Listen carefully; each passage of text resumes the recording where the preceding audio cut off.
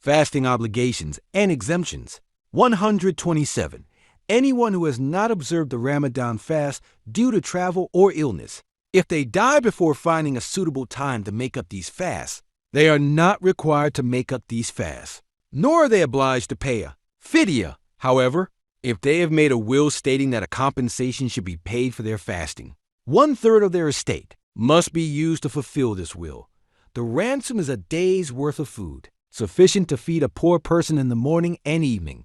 This is equivalent to a fitra charity. 128a. Person who was unable to fast during Ramadan due to travel or illness, yet found a time to make up all or part of it. If they die without making up these fasts, they must, if they possess wealth, bequeath a fidya to be paid from 1/3 of their wealth for each day remaining to be made up. This fidya is given to the poor. Anyone who intentionally fails to observe the Ramadan fast without a valid excuse must also bequeath that 1/3 of their estate be given as a ransom upon their death, as this is obligatory. The ruling remains the same even if they cannot find time to make up the fast later. This is because they have abandoned a worship that was possible to perform. If they do not make such a will, IP becomes obligatory for the heirs to pay this expiation. If they wish, they may give IT as a donation from their own property. Neither the heirs nor non-heirs may make up the fast by fasting on behalf of the deceased. In worship performed with the body, one cannot act as a proxy for another. However, one may donate the reward of the fast one has observed for one's own sake to the deceased.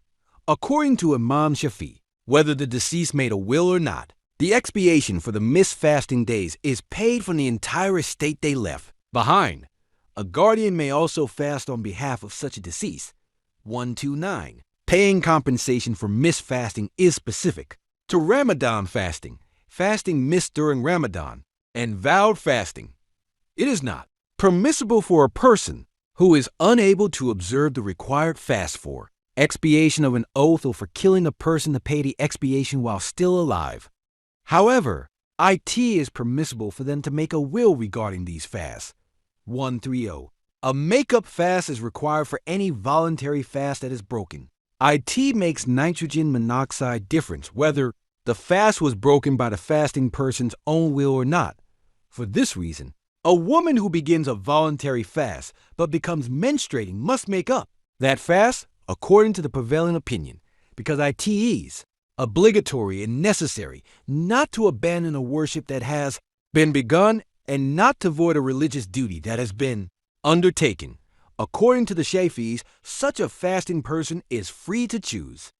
If they wish, they may make up this fast, and if they do not wish, they need not, because they have begun a worship that is not obligatory upon them. He is not required to make up for an additional act of worship that he did not perform. 131. If a person intends to make up a missed fast after the break of dawn, this fast does not count as a make-up fast. It becomes a voluntary fast, because the intention should have been made the previous night. If one were to break this fast, an additional make-up fast would be required. 132. Anyone who remains unconscious from the beginning to the end of Ramadan does not need to make up the fast later when they regain consciousness. There is consensus on this because unconsciousness is a medical condition. However, such a condition rarely lasts this long. Difficulties arising from rare occurrences do not constitute a valid excuse. 133. If a man who has gone insane regains his senses and recovers during Ramadan, he must make up for the missed days. However, if a person's insanity continues from the beginning to the end of Ramadan or until after sunset, on the last day he is not required to make up the fast even if he recovers later, for this is difficult, and this is the correct view. Furthermore, if such a person recovers during one of the nights of Ramadan and then becomes insane again from dawn onward, they do not need to make up for those days. The recovery of a person who has gone mad occurs when the madness is completely gone. According to the Maliki school, insanity is akin to fainting. Therefore, a make-up fast is required. 134, a person whose fast has been deferred to a make-up fast, if they reach the next Ramadan before performing the make-up fast, observes the fast of the upcoming Ramadan before the make-up fast, because the time for make-up is generous and convenient. According to the Shafis, one must observe the make-up fast for one Ramadan before the next Ramadan arrives. If a second Ramadan arrives before the previous Ramadan fast has been made up, one must pay both the missed fast and a fidya for each day, because the missed fast has passed its time. Delaying the make-up, however, is like postponing a worship that must be performed. In the Hanafi school of thought, nitrogen monoxide specific time frame is designated for make-up. The relevant verses of the Quran do not limit the make-up to any specific time. 135. If a non-Muslim converts to Islam during the month of Ramadan, but does not fast for the remaining days, the following is considered.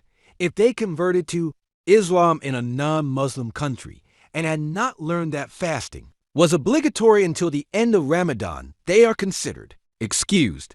He is not required to make up the days he missed after converting to Islam. However, if he embraced Islam, converted to the Islamic faith in an Islamic country, he must make up those days in any case. Because in an Islamic country, such ignorance is not considered an excuse. 136. Fasting for children is like prayer. For this reason, a child who has reached the age of 10 is commanded to fast.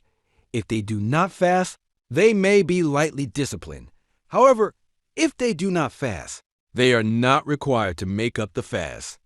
Also, the child must be able to fast. A child who would be harmed by fasting is not commanded to fast.